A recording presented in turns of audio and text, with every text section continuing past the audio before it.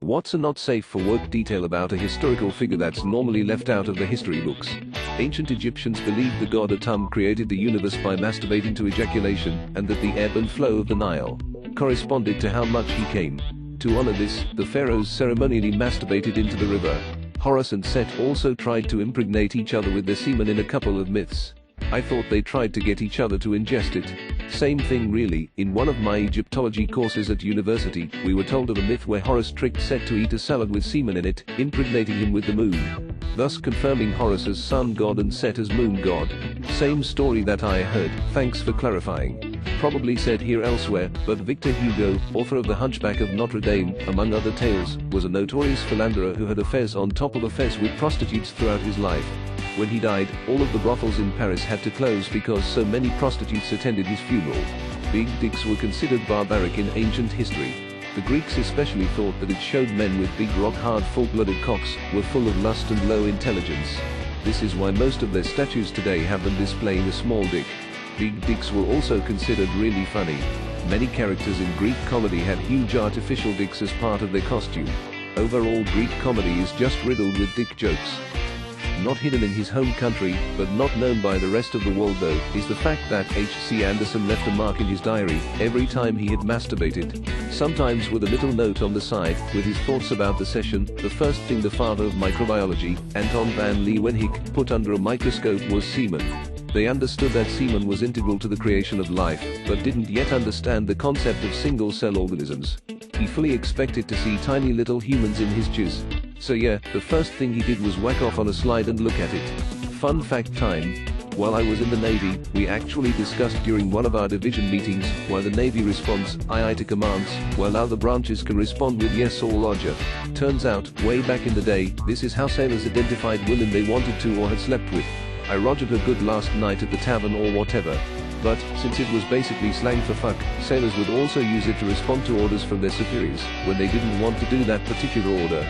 And that, folks, is why sailors respond with I, which means I understand, and I, which means I understand and will carry out that order. Mary Shelley, the author of Frankenstein, who also popularized Gothic literature, used to meet up with her future husband, poet Percy Shelley, at the cemetery where her mother was buried. They would meet up and have angsty sex on her mother's grave. BC she was goth as hell. Moreover, Frankenstein was inspired by her fascination with reanimation, the idea of bringing something dead back to life. When she learned about this idea, she was obsessed with the idea of bringing back her baby who died days later after being born, thus sparking the idea of the monster of Frankenstein. Her father disapproved of the two's union because Shelley was his apprentice, so they met in secret at the cemetery and had sex. Shelley was also married at the time and also had a child. His wife found out about the affair and committed suicide. Soon after, Percy Shelley and Mary Shelley eloped and had a baby, who died, and traveled Europe together. Percy Shelley proved to be a shitty husband and wanted to have multiple sexual partners, including Mary's sister. When Frankenstein was first published, Percy Shelley initially took credit for the novel. I wish I had sources, but I learned all of this in an English literature class by a professor who wrote her thesis on Mary Shelley. Edit. Sorry for the rambling. I just find her so fascinating and never have an excuse to talk about this. Benjamin Franklin liked to take air baths, which meant sitting in the window of his London house, with the windows open totally nude. I have visited that very house, which is now a museum, and stood in that very window. During Mexico's independence fight there was a lady called La Guerra Rodriguez, that means Rodriguez the Blonde. She used to spy on the Spanish monarchy generals by going to bed with them. She passed information to the independent army, and had a major role on Mexico's winning the fight.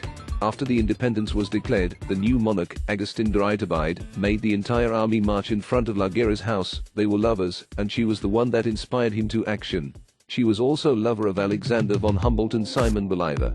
She also escaped the Inquisition trial by showing her boobs. She is never mentioned in the traditional history books or school lessons. I googled her, and apparently her full name was María Ignacia Javiera Rafaela Agustina Feliciana Rodríguez de Velasco y Osorio Barba Jiménez Bello de Pereira Hernández de Córdoba Sala Solano Garcias. I like to imagine her mother being angry and shouting for her by her full name, but she'd have ample time to run away. A lot of people had ridiculously long names 200 years ago for some reason. Even Picasso's full name is Pablo Diego José Francisco de Paula Juan Nepomuceno María de los Remedios Cipriano de la Santísima Trinidad Ruiz y Picasso. During 1942 in a war planning visit to Washington, a British delegation including Winston Churchill stayed at the White House.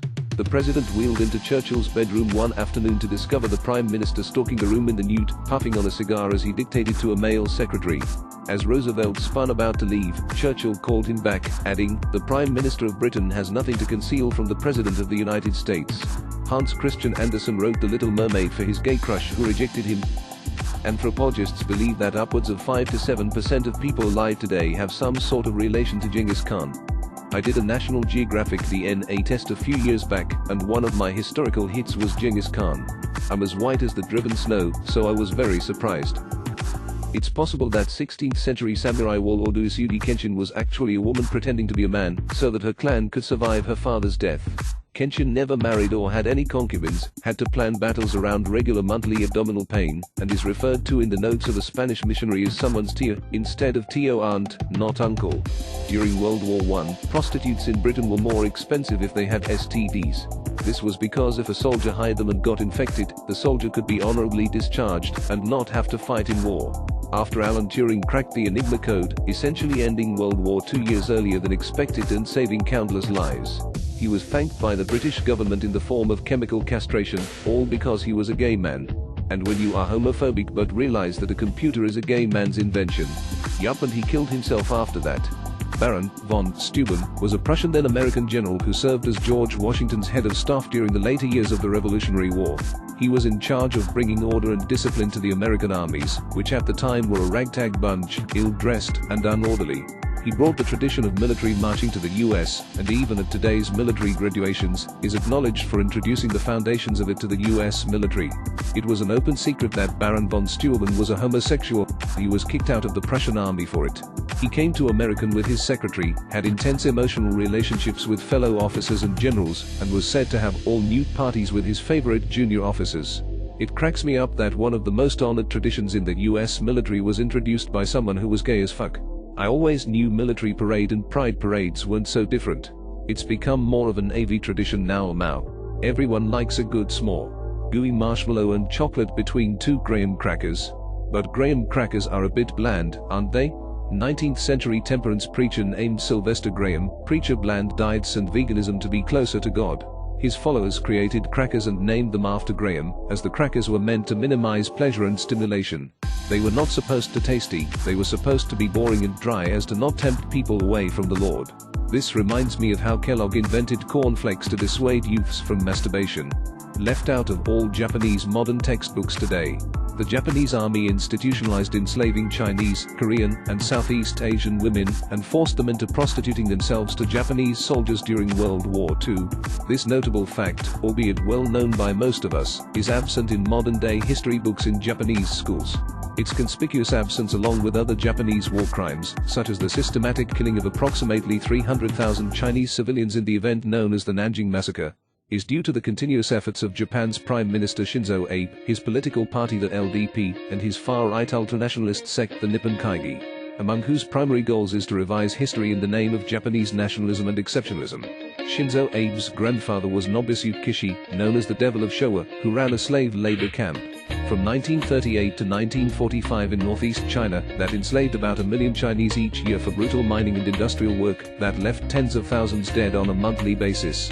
He was well known for his passion for women in alcohol and sex-drenched weekends, and was imprisoned as a Class A war criminal after World War II. Unfortunately, instead of being properly executed, he was released and started the LDP, Japan's dominant political party today. And became Japan's prime minister due to his widespread popularity among Japanese people. Another name for the Nanjing Massacre is the Rape of Nanjing. The Japanese were absolutely merciless when they invaded other Asian countries during their imperialist/World War II days. The Japanese basically viewed themselves as superior to all other Asian cultures, and some still do to this day. For those with strong stomachs, I highly recommend the movie Flowers of War. It's a Chinese movie, so be prepared for that bias. However, it is based on true stories and events, as well as a diary of those living in Nanjing at the time about the rape of Nanjing. Christian Bale is in it.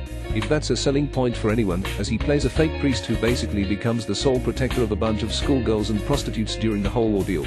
They do not pull any punches when it comes to the graphic details of things, and there are some pretty brutal rape scenes. So be aware of that going in.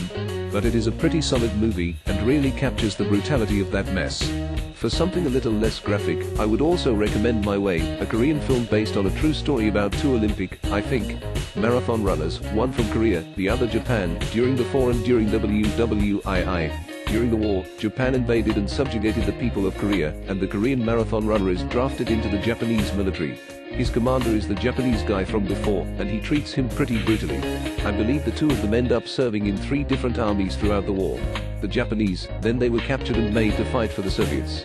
Then I believe the Nazis imprisoned them and forced them to fight where they were finally captured by the Allied forces. I don't remember all of the details, but the movie is phenomenal and really shows the brutality of the Imperial Japanese at the time. I honestly do not blame most of Asia for hating Japan to this day, they have earned that hate. There's a book about it too, called The Rape of Nanking. My dad had it, but would never let me read it when I was young. You should look up Unit 731 too. To me, it's just as brutal as anything the Nazis ever did. The author of The Rape of Nanking really struggled with all the stories she heard whilst writing the book, and years later she ended up ending her life, sad face. There's a documentary about the writing of the book called Iris Chang, The Rape of Nanking. Unit 731 makes it hard for me to believe in God. The things they did there and then getting away with it in the end just makes me sick. Commons Chief Buffalo Hump's name was not translated correctly, or if it was quietly altered in written records, so as to not shock Anglos. Those 1840s Texans were squeamish about such things. His name properly translated into English would have been erection that will not go away. Michelangelo loathed the church, so when he was forced to paint the Sistine Chapel, he didn't exactly respect their wishes. He put in several hidden symbolism and objects as defiance, such as a baby basically going fuck off to the Pope, Hell's Gates behind the seat of the Pope. And some say he made men naked not as some purity thing or whatever, but as a reference to homosexuality and basically going, lol, have fun looking at dudes' dicks in awe. He also painted a cardinal that he hated being thrown into hell, if I recall correctly. I remember a tour guide there telling us that when he was painting the wall, The Last Judgment, a figure who worked in the church told him to cover up all of the nudity. So like any normal person would, he painted the dude's face on the body of Satan, where he put a snake biting his genitals. There is also a man getting his dick bitten by a snake that Michelangelo modeled after one of the bishops who criticized the painting to the Pope. A few years later, another artist was hired to paint pieces of cloth over some dicks. Thank you for watching. If you like the content you viewed, hit the subscribe box and smash that like button.